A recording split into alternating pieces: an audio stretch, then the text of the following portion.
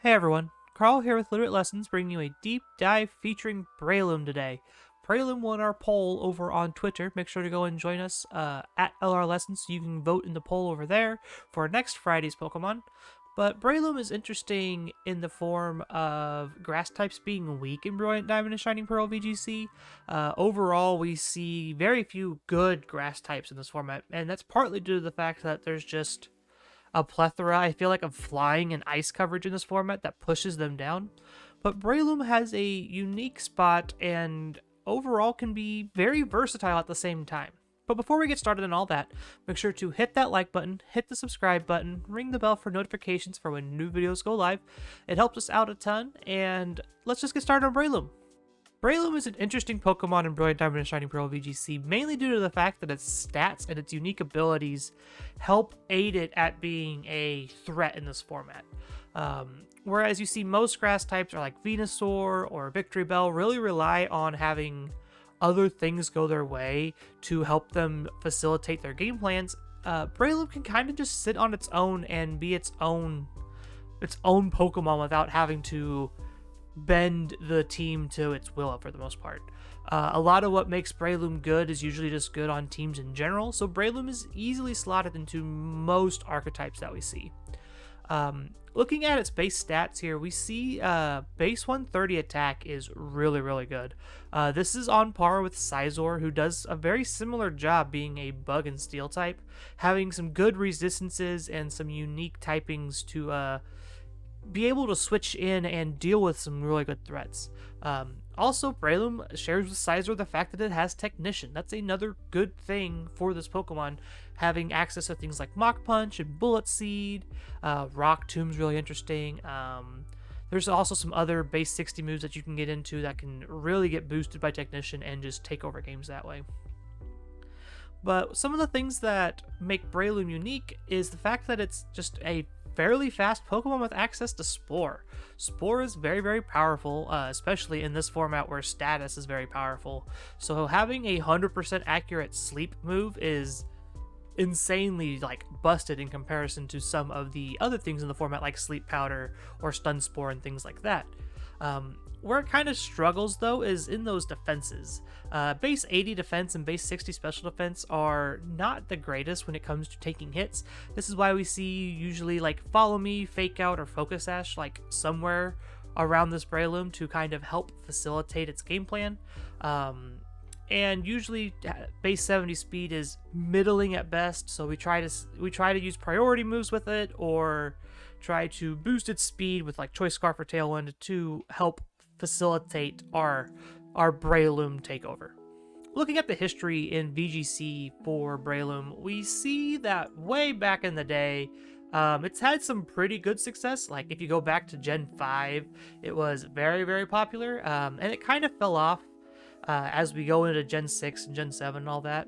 But the things that made it good in Gen 5 were just its decent speed with access to Spore, its really unique abilities in Poison Heal and Technician, and it can cause a lot of headaches for players when you just are trying to figure out what the Breloom's trying to do. There was a couple real big sets that you can play.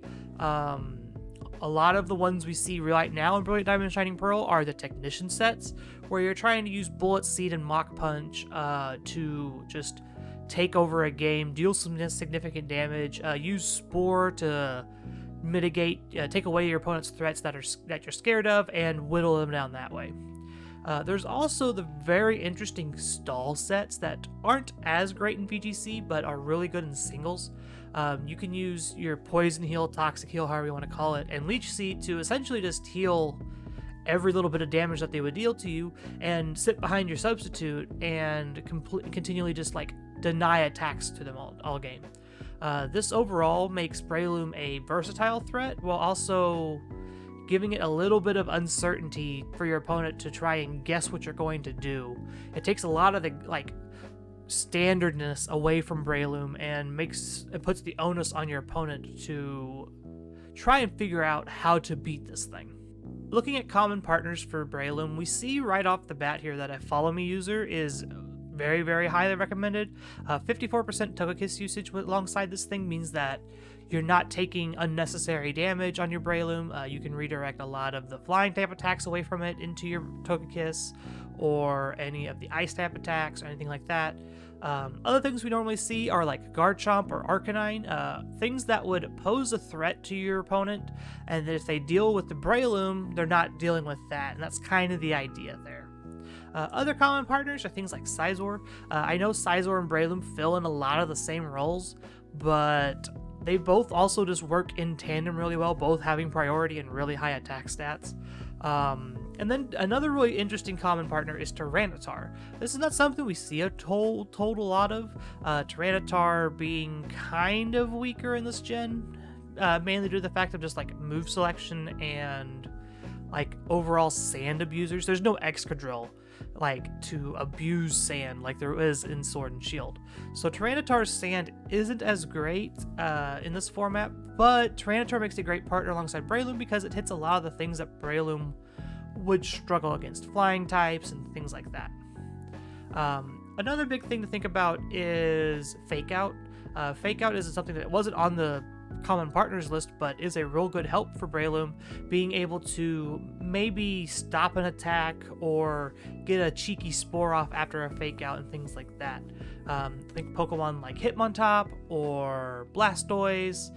Any Fake Out user is usually just a good partner alongside Breloom. When we look at the metagame breakdown here, we see that Spore is at 100% usage. To the surprise of no one, the really good move is at 100% usage.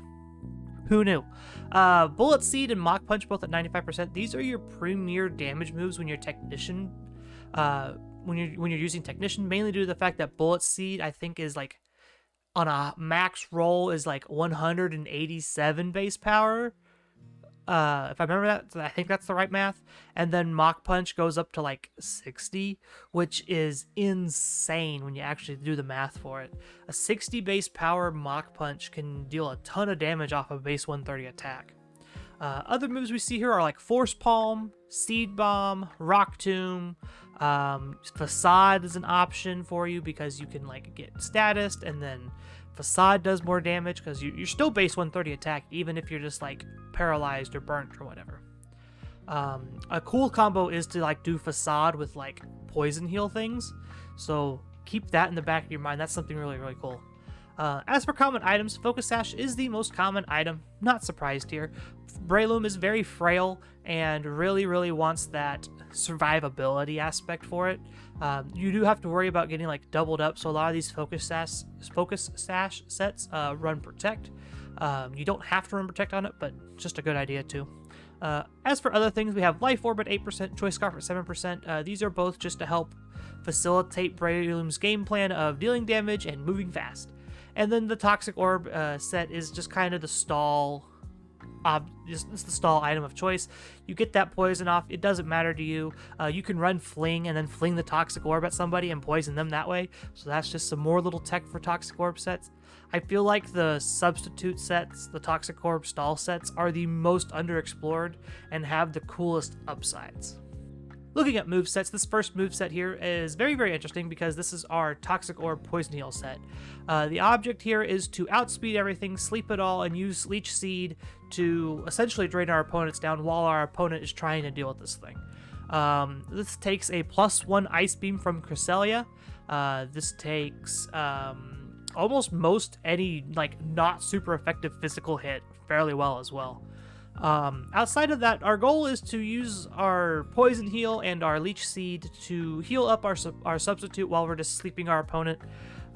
This is a great end game stallmon. If you can get 2 of your opponent's Pokemon gone and get this out there, get a couple Leech Seeds off, you eventually will win the game because your opponent's not going to be able to deal enough damage usually between Spore and Leech Seed trying to hit you all the time. The next set is a very common set that we see in Brilliant Diamond Shining Pearl. This is a Focus Sash Technician set. Looking to deal as much damage as possible, we have Spore, Mach Punch, Bullet Seed, just looking to hit them and put them to sleep and run. We're also carrying Swords Dance for a cheeky, they're going to protect in front of my Fake Out, so I'm not going to click it move. We get to get that cheeky Swords Dance off, and then our Mach Punch and Bullet Seeds do a whole lot more. And lastly here, we have our Choice Scarf set. I think Choice Scarf Breloom is very interesting. Having access to like Rock Tomb or Low Sweep is very, very good. Both of them are Technician boosted moves, so that's something to keep an eye out for too. Both of these lower speed, so they can be utilized as like pseudo speed control, even though you're choice locked into something. Force Palm is interesting because it's also kind of speed control-y because it has a chance to paralyze. Also being Technician boosted means that it's dealing probably, I think it's like 90 if that's correct, 90 base damage, which is really, really good for a move that has a chance to paralyze. And then we're still running Bullet Seed because that's the best grass physical move we can run with Technician. Seed Bomb unfortunately just isn't good enough, so maybe getting a high roll Bullet Seed will pick up some stuff. And then we still run Spore. Scarf Spore is still really, really powerful. Notable things about Breloom's speed stat, when you get to 252 plus nature, you get to that magic 201 stat with Choice Scarf, meaning you outspeed all base 130s, and those are usually the things you have to worry about. So this means you can Spore Crobat or Aerodactyl before a Tailwind can go off or anything like that.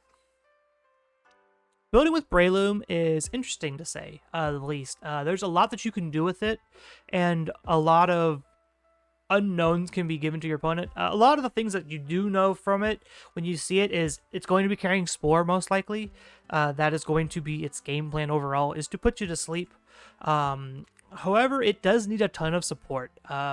You want to play things like the Follow Me, the Fake Outs, Wide Guard, Quick Guard, things of that nature to help mitigate some of that threat, that level against Breloom, because you're so frail.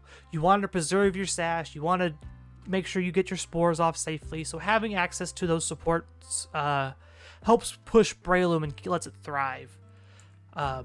Speaking of ways to beat Breloom though, Intimidate is a great answer, especially since Arcanine just eats you alive. You don't have any good ways to really beat up Arcanine outside of like Mach Punch, but then you're not doing as much damage because you're only hitting with like you're only hitting with a Technician boosted Mach Punch at -1. That's not the greatest thing you want to be doing, when especially staring down a fire type for sure. So definitely be on the lookout when Arcanine's in play. Have a good answer for it. Maybe a competitive or a Defiant Mon might be in your future. Something to help Breloom pull targets away from Breloom and put your opponent in a weird position. And Breloom's speed is definitely an issue for it. Base 70 is not very fast, so unless you're running Scarf, you're going to really need some kind of either speed control or just help overall getting Breloom to a decent spot where it can actually affect the format. If you think about it and look at some of the other Pokemon in the format, you think of like Garchomp, Togekiss. There's a whole lot of Pokemon that are very, very popular that still outspeed Breloom, and making sure that you either utilize Tailwind or priority moves to help either help your Breloom or get an opposing Breloom on the flip side of that. Choice like on a Spore Locked Breloom, being able to hit it with like a Bullet Punch or some kind of priority move of some sort, like a Fake Out or something like that, can definitely be very effective in dealing with that Breloom. And with that being said, I want to thank y'all for hanging out and listening to me ramble about Breloom this week. Make sure to check us out on Twitter at LRLessons, at MrMissouri25, and at MusicalVGC. Make sure to check out the Discord link in the description down below. And remember to hit that subscribe button, ring the bell for notifications for when new videos go live. It helps us out a ton. And with that being said, have a wonderful morning, afternoon, evening, wherever you're at in the world. I will see you all next year. I don't have a video coming out until next Friday with the new upload schedule. So I'm going to go take a little bit of R&R and then come back ready to go and knock out a whole lot of videos. Bye, everyone.